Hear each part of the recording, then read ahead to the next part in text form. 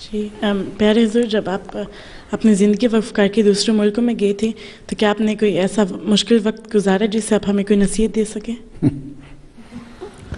میں تو مرد تھا اور وقف زندگی تھا، اور اس لیے مشکل وقت اس زمانے میں جہاں میں تھا، مثلا پہلی دفعہ جب میں گیا ہوں جہاں 2 سال ایک جگہ میں رہا ہوں، ایک گاؤں تھا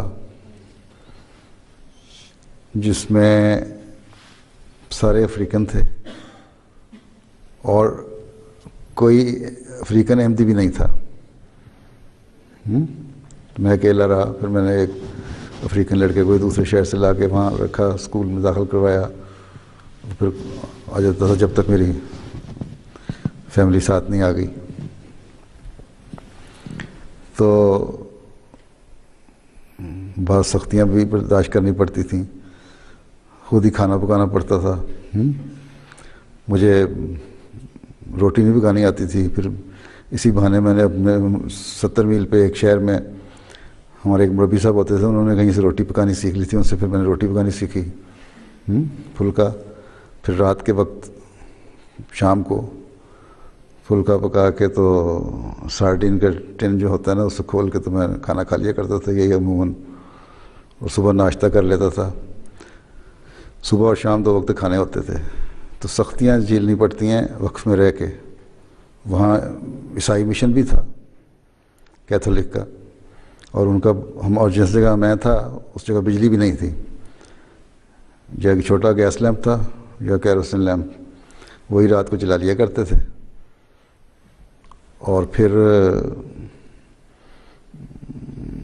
بس نہ کوئی ٹی وی نہ کچھ اور، تھوڑی سی ریڈیو پہ خبریں سنی اور سو گئے۔ جب کہ کیتھولک مشن ساتھ ہی تھا ہمارے، وہ لوگ امیر لوگ تھے، بڑے بڑے جنریٹر ان کے لگے ہوئے تھے، لائٹیں لگی ہوئی ہیں، موٹر سائیکلیں کاریں ہر وقت باہر کھڑی تھیں ان کے، اور ہم بسوں پہ بھی سفر کرنا پڑتا تھا۔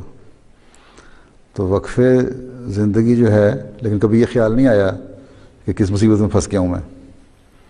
وقف زندگی کو پتہ ہونا چاہیے کہ میں وقف زندگی ہوں اور میں نے اب ہر قربانی دینی ہے۔ کیتھولکس جو شروع میں چرچ پادری گئے ہیں، انہوں نے بھی بڑی بڑی قربانیاں دی ہیں وہاں، وہ تو آپ لوگوں کی زمین ہموار کی ہے۔ اب تو کافی اپروچ روڈ بن گئی ہیں، سڑکیں بن گئی ہیں، سہولتیں پیدا ہو گئی ہیں۔ اب 2004 میں جب میں دوبارہ گیا ہوں وہاں دورے پہ، تو میں اس جگہ پہ بھی گیا تھا خاص طور پہ، اور اس پرانے گھر میں بھی گیا تھا جہاں میں رہا ہوا ہوں، جو کل گھر میرا خیال ہے اس دروازے سے لے کے اس دروازے تک چھوٹا سا گھر تھا، جس میں 2 کمرے تھے۔ تو پھر اس کے بعد ایک اور جگہ میں آ گیا۔ تو وقف زندگی جو ہے، پھر بعض وقت خوراک کی تنگیاں بھی برداشت کرنی پڑتی ہیں، پھر اس کے بیوی بچوں کو بھی برداشت کرنی پڑتی ہیں۔